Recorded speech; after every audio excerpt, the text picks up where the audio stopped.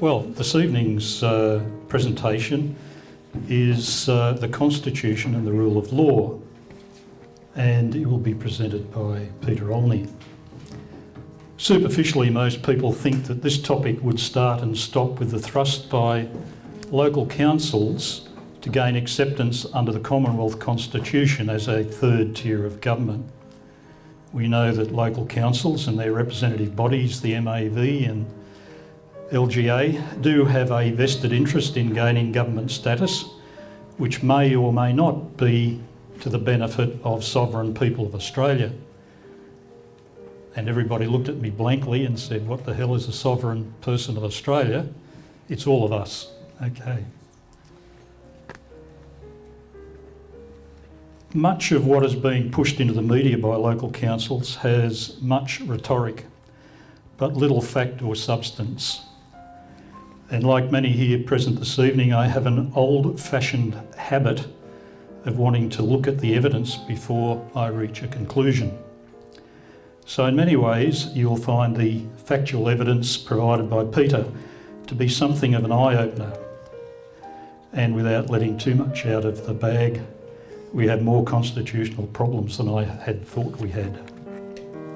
Peter has owned his own business as a professional building consultant and contractor for about 30 years. He has had an interest in the political scene for a similar period. Back in the 70s, Peter kicked off as the foundation president of Call to Australia. Peter's objective is to provide factual knowledge on the Constitution and on some of the current difficulties in this area. Peter has asked that questions might be held over until the end of his presentation, when more than adequate time will be available for questions and answers. Ladies and gentlemen, Peter Olney. Thank you, Colin.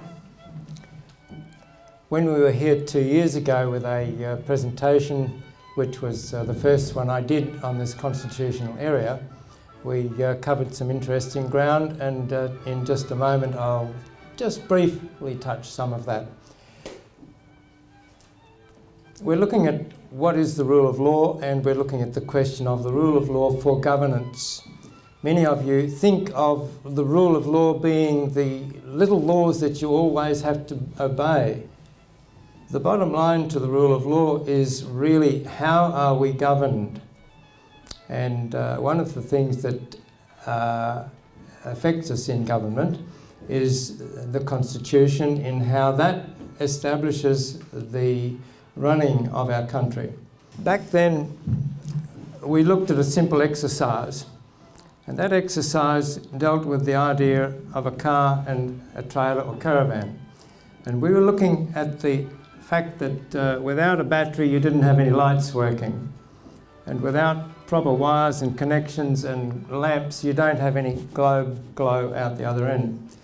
And we were saying that the law structure of our country is like that, because there is an original power, which is or authority given to this country. Hold it, we can talk. Thank you. Given to this country through the Imperial Parliament of Britain. And when you look at the Constitution, maybe that could be the switch at the steering wheel. You look at the details of Parliament, at the connection between the two, and your globes out the other end being the enactment of a law that comes through Parliament in a bill. If any one of those things isn't working, we were explaining that the light doesn't go on if you're looking at the electric system of the car, and equally the law doesn't become a law if something's wrong along the way there too.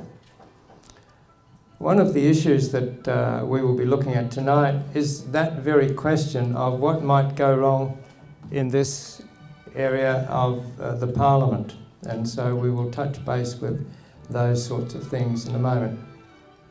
The state has in fact a constitution as well. So this is a state of Victoria constitution. So how come we have two constitutions? Two sets of documents. Down here at the bottom, we've got Commonwealth at the bottom. Why were two sets of documents done? Well, it was trying to fool you that that was okay. They could pass the Act in England, and it was okay to pass the Act in Australia because the Australian Commonwealth could now do that. We're part of an independent nation. Well, hang on a minute. We're an independent nation with sovereign people. The sovereign people have control over their constitution. The constitution says we are under the British Crown. If there's going to be a change to the British Crown, we the people have to give the tick to the change. If there's going to be any constitutional change in the structure of our lawmaking, in the structure of our courts, in the structure of the way Parliament operates, we the people are the only ones who can give the authority or the approval.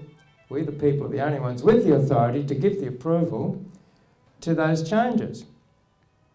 That requires a constitutional referendum. We haven't had one. So what's this Australia Act 1986 Imperial actually doing? And we'll come then to the question of the Australia Act 1986 Commonwealth again. When the Imperial Parliament passed its law in Britain, that was a fact with authority. And Britain stood back from any lawmaking at all, any involvement with Australia at all.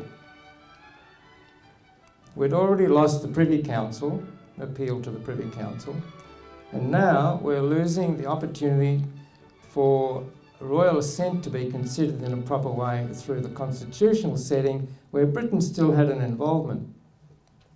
Guess what? The representative of the Queen is the Governor-General at the Commonwealth level, and the representative of the Queen at the state level is supposed to be the Governor. But now we've not got the Queen of the United Kingdom providing her representative. We've actually got the Queen of Australia involved since 1973, which means, well, who the heck's this Governor-General and who the heck's this Governor? Are you following what I'm saying? Seeing a few nods. We've got problems. I've used the word hiatus or void.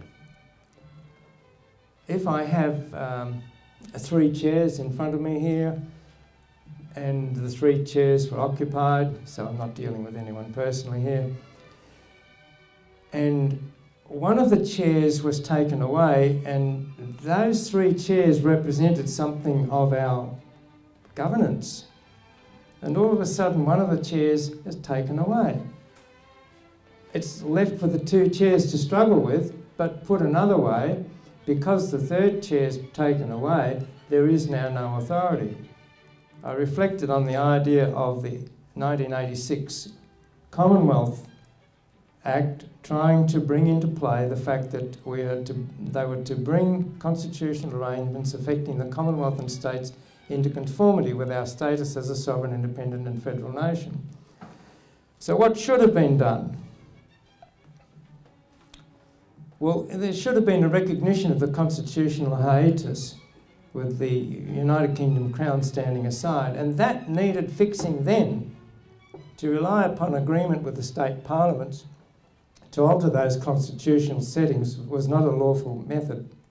It required the constitutional referendum. Over the years we've had a number of referendums, and that's a couple of pages recording the referendums that we've had, some of which were approved. In 1988 we had a referendum which dealt with the idea of we the people expressing our view as to whether or not we wanted a 3rd tier of government. Do many of you remember that? Some do. What was the answer? 66.69% in the state of Victoria said no. That's right. In 89, Joe Kerner made the Local Government Act 89 into fruition. That's right. So what our gentleman's saying is 2/3 of the people said no, we don't want it, and the states also voted no. So that referendum got the thumbs down. That means that constitutionally you've got the federal and the state levels of parliament still, but all of a sudden the question comes around, how can another level of government exist in the Constitution of Victoria? Well, basically, we the people said no, it shouldn't exist there any longer. And this section, Part 2A, in the local, called local government in the Constitution under Section 74A, refers to the idea of there being the continuance of a system of local government, and that's now been altered. Local government is a distinct and essential tier of government consisting of democratically elected councillors. You see, how can you have government as a third tier when in fact we the people have said no, we don't want a third tier? How can you have government under the Westminster system of government, which requires three foundational principles to be operating for it to be starting to look like government, and those things are the power or authority in Parliament to pass bills or laws to tax the people. The next thing is the money drawn in from the taxation is placed in a central revenue fund, a central revenue fund. And the third thing is that the government then pass bills to make laws telling Treasury how to spend the money and where to spend it and when to spend it. Can you tell me whether any of those three things exist in the local council? They don't. So it's a misnomer to actually refer to municipal councils as a local government. You understand what I'm saying? Okay. Now, we'll move a little further. And our gentleman friend was explaining that the laws weren't passed, the idea of establishing the third tier wasn't passed, and that in 1989 state laws established the Local Government Act with more detail in council's operations in defiance of the constitutional rule of law for our governance. In 1989, the Local Government Act was passed, and I'm suggesting it has no lawful royal assent, it has no respect for the 1988 constitutional referendum, and it has no respect for the Westminster system of government, so it fails in law. And this enactment has no head of power to make another level of government. They're serious problems. Now, we'll move to the year 2000 and look at the separation of powers as another constitutional issue. I'm flicking through constitutional concerns, coming from the original, well, this is how Parliament exists, this is how it should be working, this is where we have come to through a series of serious errors in parliamentary action and law. So here we are in the year 2000, the separation of powers. If I were to dig the annotated constitution, I could turn to the exact page in the judicature, and it deals with the executive, the judiciary, and the parliament. And so these three areas of power exist under our constitution. Presently, the separation of powers became an issue in the year 2000 as the Department of Justice became a corporate entity managing or controlling a court system, including tribunals, VCAT. Now, the Supreme Court Justice, Marilyn Warren, provided a public lecture in the University of Melbourne on the 1st of May 2012, and this is a transcript of some of her material. And she expressed then that the courts were finding themselves as a mere business unit. She went on to say, the development of law and order as a political topic overlooked and pushed to one side the traditional role of the rule of law. She moved on to say that the Department of Justice is known as Business Unit 19. That's an exciting existence. And it affects the separation of powers because the executive government is now more involved in the control and management of the courts. How can you say the courts are independent when that's happening? You can't. Another example in 2000, the Legal Practice Act 1996 in Victoria was altered by the Courts and Tribunals legislation. Now this might sound all well, going over your head and that sort of stuff, but wait a minute. Why do I bring this to your attention? Because it removed the oath of the Constitution and it put in place a different oath. Just before I go there, here's some material on ABN numbers for courts and the State of Victoria department. State of Victoria is known as a department and it has business names as well. And one of them is Love Yourself Beauty. That's a business name in the official documents. Don't laugh, it's serious. The Age ran an article on the corporatising of the courts upon the retirement of the previous Supreme Court Chief Justice of Victoria. And he was concerned equally, as Marilyn Warren is, on the question of the department operating as a business unit and there being no separation of powers anymore. So on to this particular point here. The Courts and Tribunals Legislation Act brought an interesting piece into play at this point 3, section 3. It says that the old oath is to be substituted for a new oath, and the new oath is this, that the court, the oath of allegiance is no longer required, and the court is to take an oath of office or make an affirmation of office in the form required by the court. Now, constitutionally, there is only one oath. Even the Victorian Constitution, as badly as it is written and set up, reflects on the fact that the oath is to be allegiance to the Queen, who is the Queen of the United Kingdom and of this state of Victoria. I'm reading that. So how can a constitutional oath be removed by a state statute without you, the people, being involved with a referendum to identify that that's the direction the government want to go and you give it a tick or not? These are issues that have been rolling through for quite some years. The bottom line is there is no...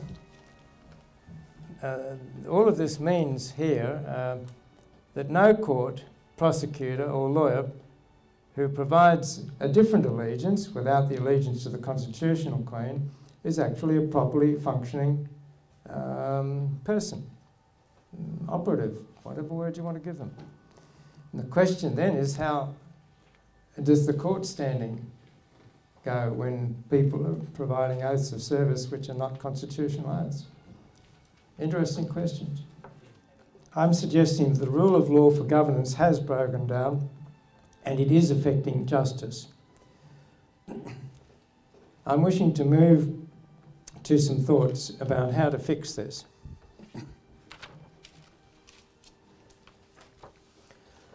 One of the things is to respect the sovereignty of people, and that was provided in our Constitution, and the framers of the Constitution were very clear, recorded in Hansard. And they say, we have provided for a judiciary which will determine questions arising under the Constitution. Now that's the High Court. And with all other questions which should be dealt with by a federal judiciary and or any state courts which the Constitution reflects as being relevant still.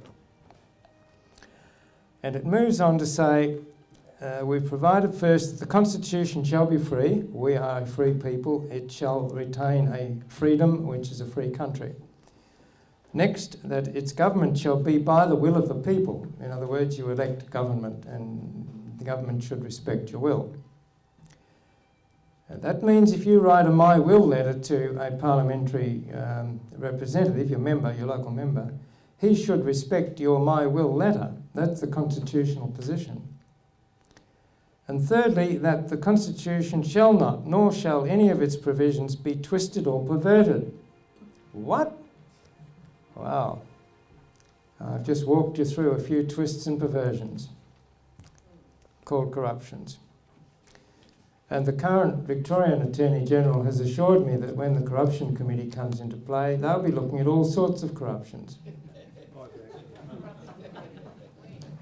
Why are you laughing? You shouldn't be. Okay, we need to respect our sovereignty as a people. We need to re-establish the rule of law, reworking the Constitution by convention debates and a referendum, or referendums as plural, because we need to come to a new place. We need to hold to a separation of powers. And here's an interesting one. How many are familiar with the Eureka Stockade bang bang back in 1854? Some people here wouldn't. I'll just briefly give it to you. In the place called Ballarat, there was a whole uprising in 1854 because the then miners were having serious trouble with the price the government was placing for their monthly fee to be able to dig in the ground. The government was extracting a fee from all the miners. Now, at that time, I believe it was 10 shillings a month. Now, that was a lot of money, and a lot of miners couldn't afford to pay that. So that meant they were in trouble. And it also meant that there was a foment or a riotous condition developing, which came to a head when they did a stockade with all the timbers around and guns. And there was a fight early one morning between the Redcoats, the British Army, and the Australian multicultural citizens who lived in Ballarat at the time trying to dig for their gold. And some soldiers lost their lives, some people lost their lives. And I'm coming to the point that at least 6 of the rioters were brought to Melbourne to be charged in the Supreme, well, they were charged and taken to the Supreme Court to be tried. And there were juries in each of the trials. Now, there's a law in the land that said you've got to pay your 10 shillings tax each month if you want to mine. Yes. And there's a law in the land to say you can't riot. You can't be a bad boy. Yes. And these guys are before the tribunal, or before the Supreme Court, and the jury of 12 are listening to the case and asked then to make a decision and verdict. Not guilty, Your Honour. What? Not guilty, Your Honour. So what they were doing was judging the law requiring the 10 shilling fee, and they were judging the act. They said the law was excessive and wrong, therefore the act wasn't wrong. Now that's one of the early, if you like, democracy positions that Australia took, where the people of the country stood up against the powerful authority that was Britain at the time. So, trial by jury of 12 peers to judge the law in the case or cases that are before the jury and come up with a verdict. So if the law is too onerous or in fact unconstitutional or something's wrong with the statute law, then the jury is entitled to come up with a verdict. And it only requires 1 or 2 jury people to say, no, we haven't got a majority verdict, so therefore there's not guilty. And so this is a safety net for us as people living in a country which is giving a government a rule for every 4 years, because effectively that's what they're doing. They go and control things for 4 years. If you like what they've done, you might re-elect them. If you don't, you kick them out and you bring another lot in. So the issue here is there's a safety valve in proper trial by jury if the courts will only recognise that. Now, our constitution in Australia sets up in section 80 for trial by jury. It doesn't specifically identify that it should only be in criminal cases for 2 years or more of possible confinement in jail. And so we need to look again at this whole question and challenge the courts as to how they are in fact operating unlawfully in this sense. And the original early laws of the land that came from Britain to Australia support exactly what I've just told you. The state courts must hold to existing constitutional law, otherwise I'm saying we will continue in anarchy. I'm saying otherwise anarchy. I'm saying we are in anarchy in some senses now, because people are getting very upset at what's been unfolding the last decade or so. And councils as body corporates need to operate, I'll go back to that, and stick to the core services for a fair price. They are not government just able to bring and do any sort of service that people might cry for. That's state government responsibility. It's not local council responsibility. If you want to deal with what is the responsibility of your local councillors, then ask them to advocate to a higher level of government to get something done.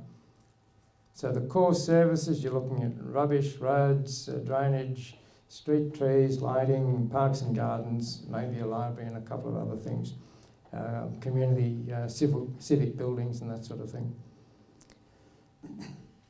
So we've got to be looking at another aspect, and that is to declare a statute to be invalid. How can I declare a statute, a particular law in a government document, is invalid? So if I look at the Local Government Act and actually identify one or other area in that I see to be unlawful, because it's a statute that's improperly operating, it's not a constitutionally correct position, I am calling the statute as an invalid statute. I can do that, and I can go to court and argue on that. But in the 1942 Uniform Tax case, it was said that if it is beyond power, it is invalid ab initio. Now, some of you might know what that means, but I've helped you. It means from the beginning. So as soon as the statute comes into play, that's the beginning of it. It's unlawful from the beginning. And so we have a right as sovereign people to work out whether or not we believe a particular statute to be lawful. And we need to be able to exercise in our right if we're taken to court to explain why. And that's why I've got a series of documents that I work with. Courts must respect the call made by the sovereign people to what is clearly unlawful in a statute. Democracy needs to be respected as the rule by the people, which means there is more to the issue than a vote every 4 years. On one hand, it is in the hands of all political people to make right what has been done wrong over the years, to correct corruption and to bring back the rule of law for our governance.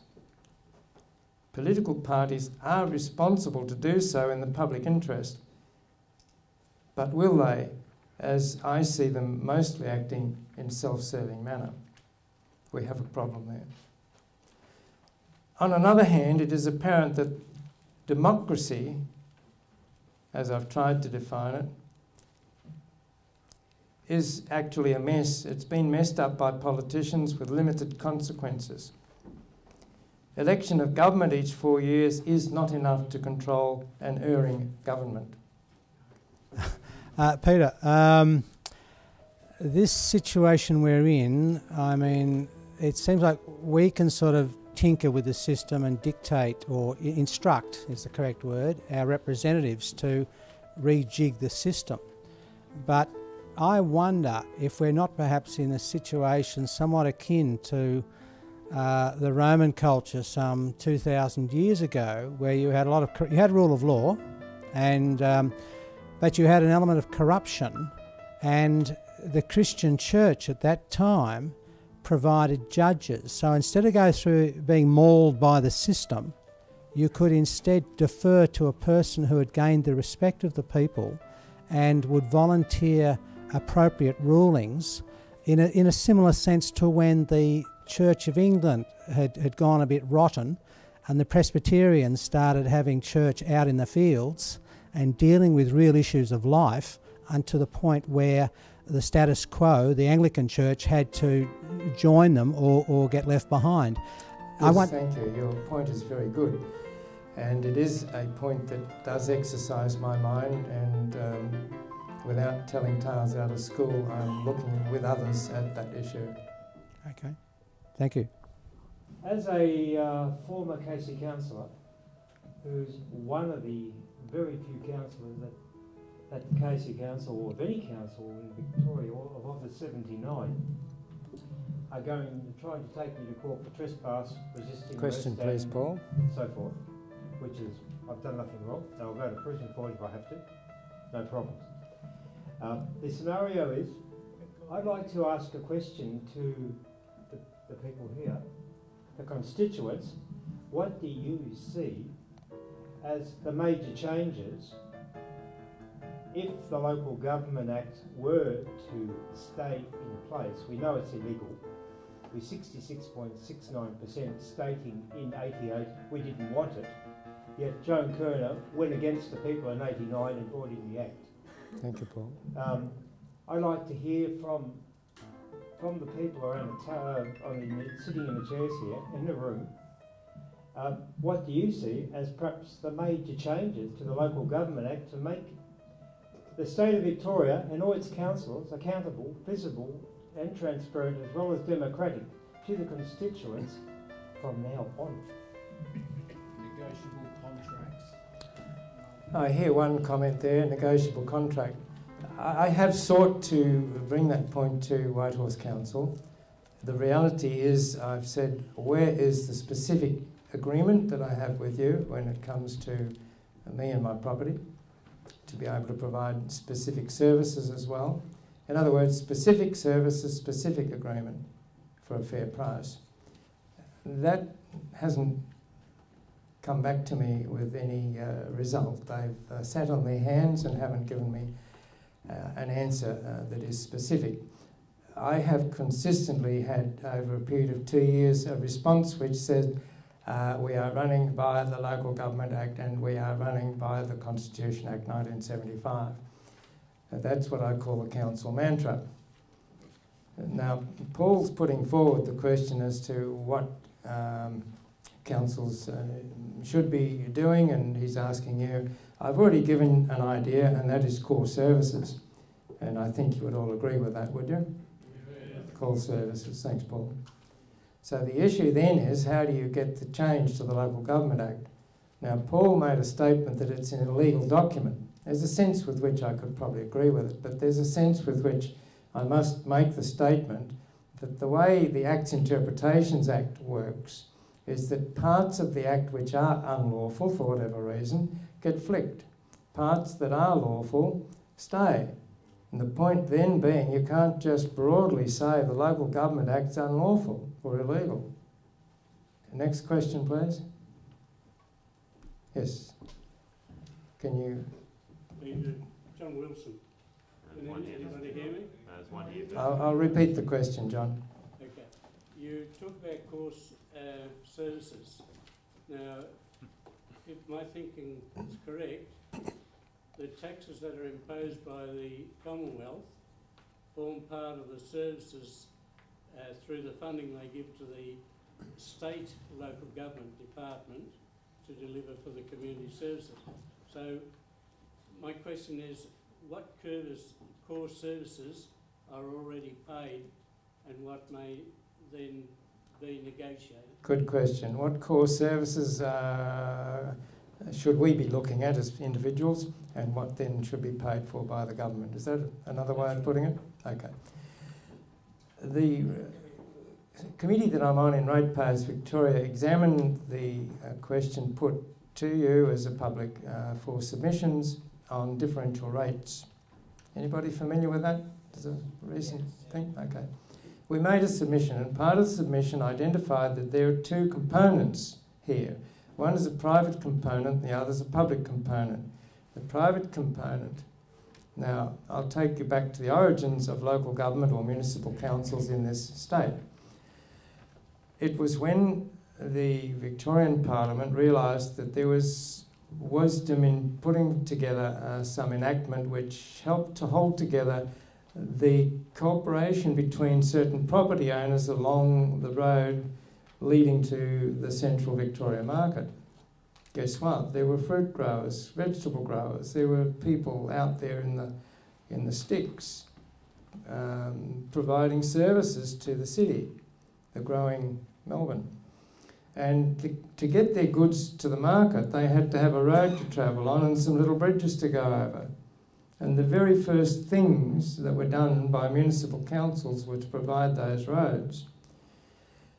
Each property owner was charged according to his property length. And that continued through in the 1950s when I was a young man. My father was involved in house construction, and the roads then in Glen Waverley were metal, just a graded road with metal on it. And when the council came along to develop the road into a bitumen strip, curbs, channels, footpaths, each property was charged its proportion depending on the size of the property frontage or a corner allotment. And they were the means by which council operated when it came to providing a private service. So rubbish collection is a sort of a private service because you want your bin picked up, you're able to work out with council what's a fair price for that, and you're happy to pay for it. That's a specific service. And then when you look at some other services which become public, for example, maternal health, it's a public service, should be fully supported by the state for funding. Health and community care is another state issue that should be fully funded as a public service.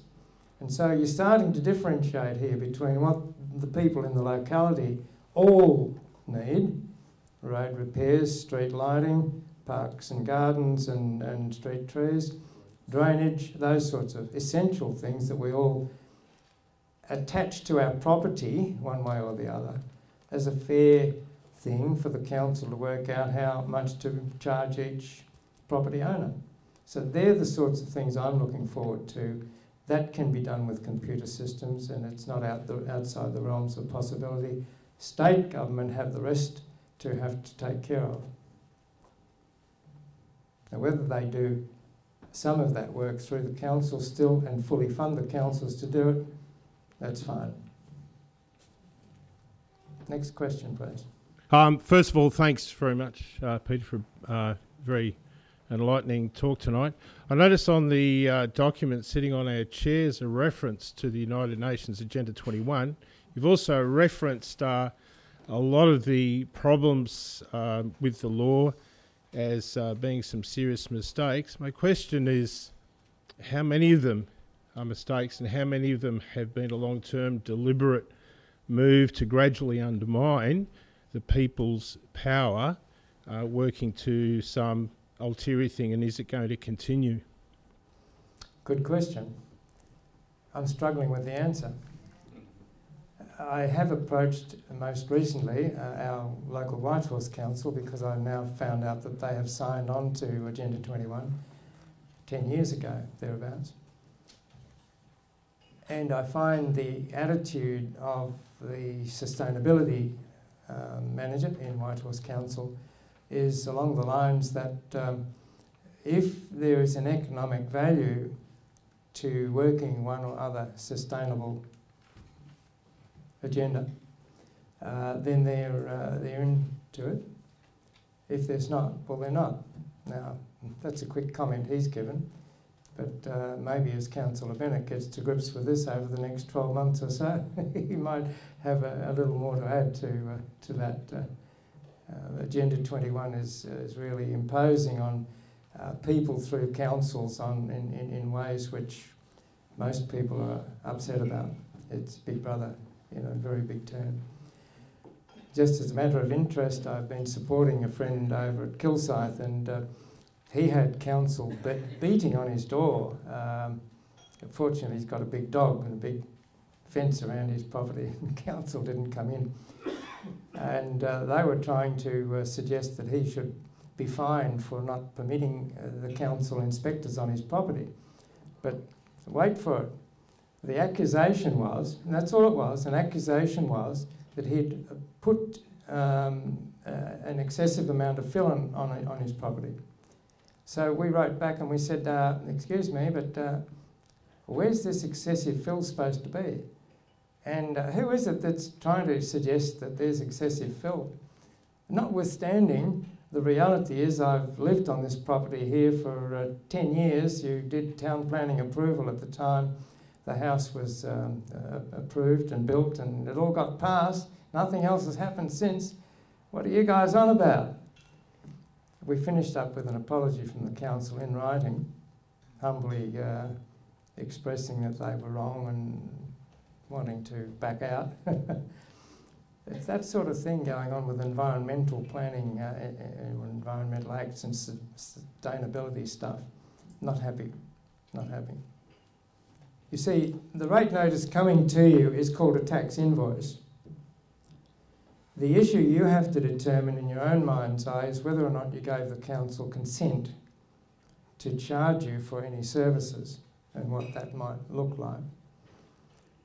The point I make to you now is, at what point did council as a third party out there come to be involved in your property when you bought it in fee simple from the previous owner? How did council get involved? So there's an issue there you've got to look at. In other words, how did council establish a liability they felt you had to them? So that's a very legal question, but it is nonetheless one the Local Government Act doesn't answer. Hello, Peter. Thank you very much for your presentation tonight. I'd like to ask you, back in 1973 or 75, about the Wineki person you're referring to with the Queen of Australia. Was the Queen of Australia, as in the words Queen of Australia, is that maybe a trademark or just a name that was put forward through which power was given so to enact this Wineki person, or Okay, let's try and handle the Queen of Australia question. Firstly, the Imperial Parliament had no further intention to pass enactments dealing with Australia. And so there would be no act in Britain which identifies the Royal Styles and Titles Act change 1973. It's only a Commonwealth Act. Having said that, I have to ask you this question. How many here might in fact be involved in more than one business, and therefore a director on business A and a director on business B?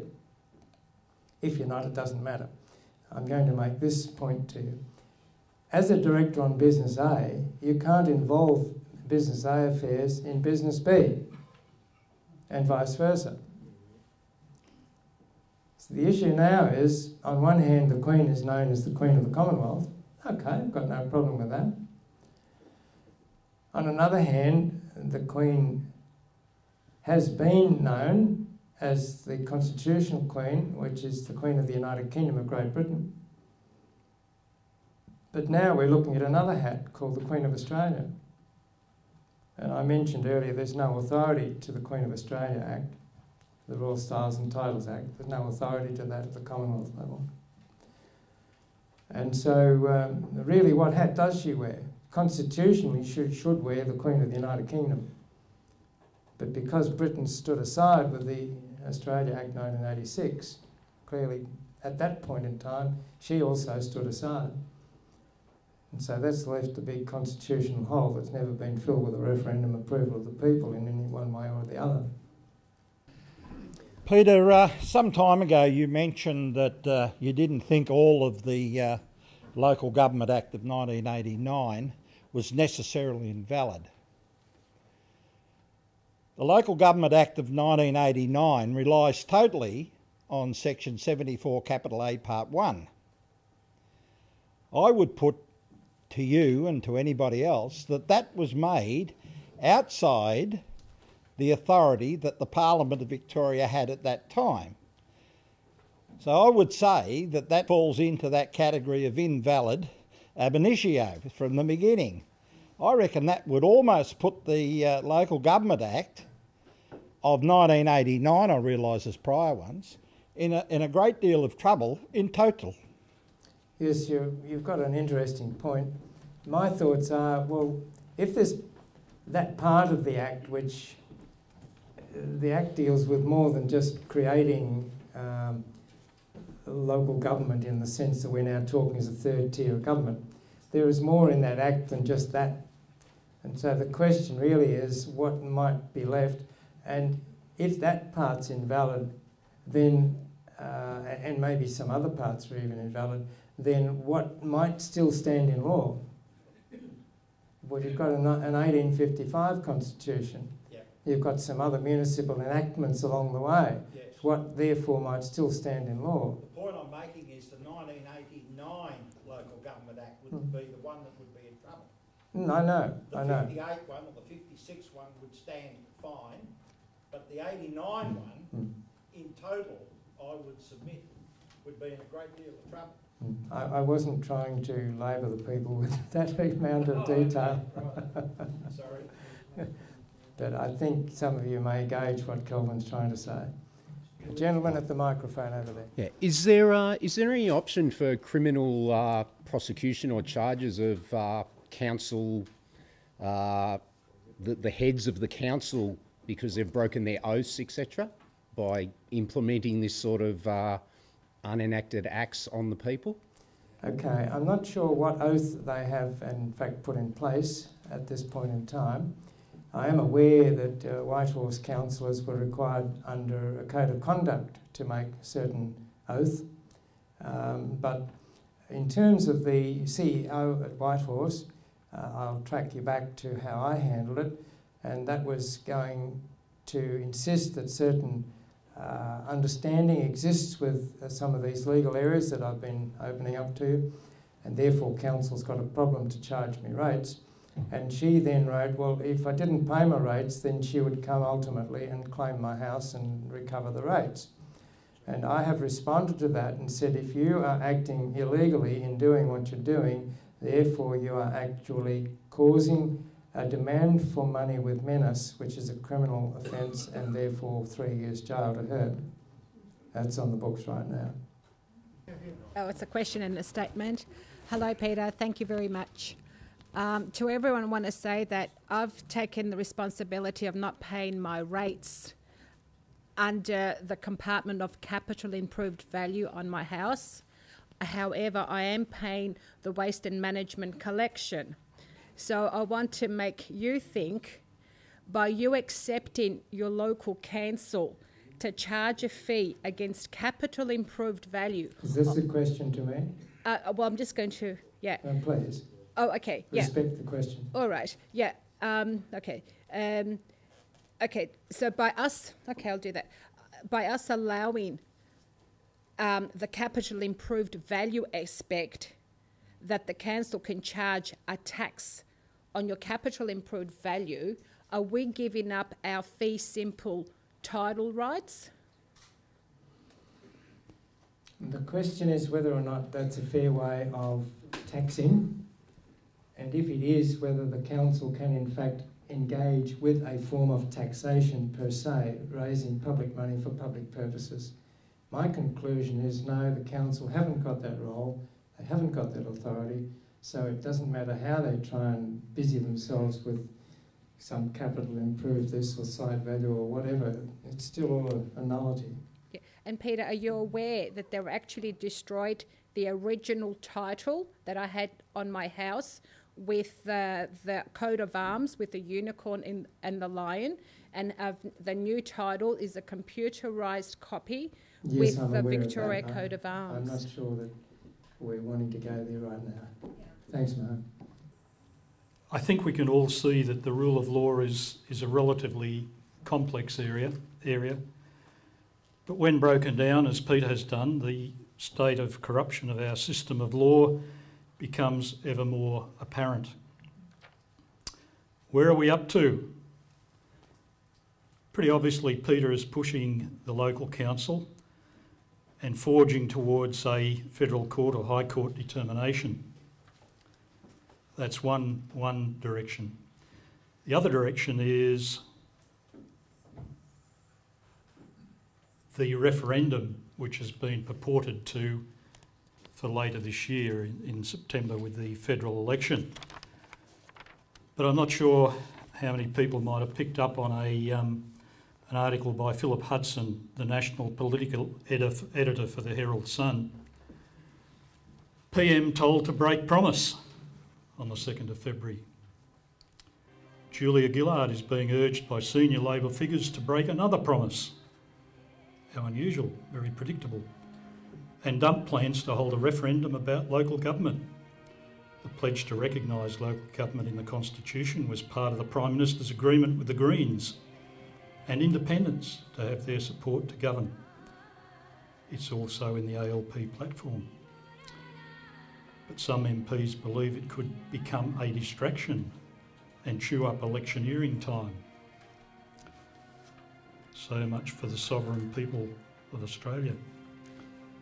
A parliamentary report last month recommended a referendum on local government should be held this year to fix Section 96, which Peter referred to, Section 96 of the Constitution, and legal uncertainty whether the federal government can provide funding to councils.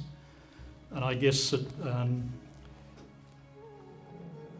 the committee called for the Attorney General's Department to release a draft of legislation by the end of January so public consultation could begin, but that hasn't happened. So whether there is a referendum or not, who knows? But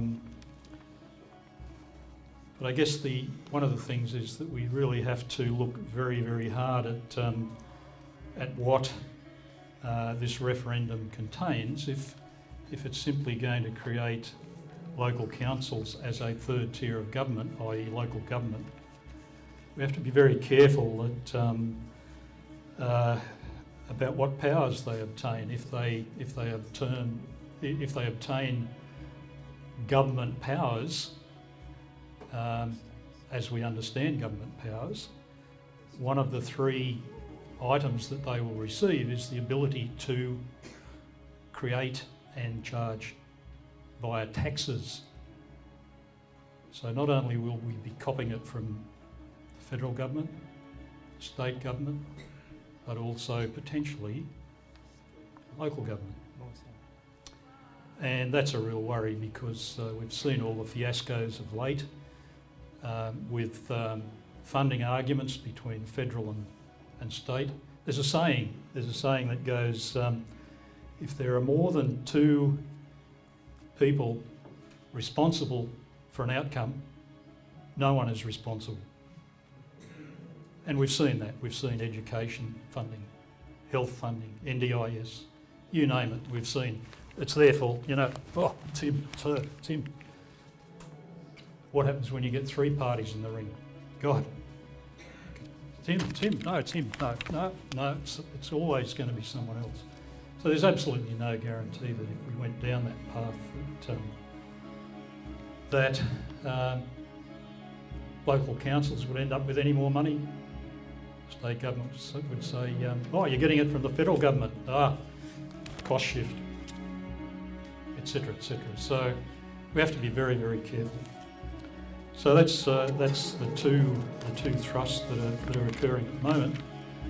So I thank Peter on your behalf for his rigour in sticking to the facts, trying to keep the opinion out of it, so that we, the sovereign people, and now you know who the sovereign people are, can make our own informed decisions. Thank you, Peter.